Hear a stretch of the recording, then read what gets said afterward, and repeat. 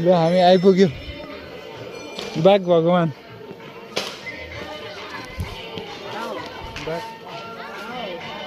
ल गर्नुहोस् के गर्नुहोस् ल तपाईँको भन्नु त के हो राखिदिनु भयो ल यहाँ बाघलाई पनि पूजा गर्दै हुनुहुन्छ हाम्रो मगर्नी नानीहरूले भन्नुभयो ल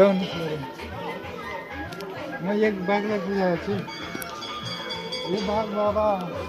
हजुर जस्तो मलाई बलियो गराइदिनुहोस् हजुर जस्तो एकदम तागतिलो फुर्तिलो एकदम बाघ जस्तो जे भने ए शिव बाबा हे भगवती माता हे शिव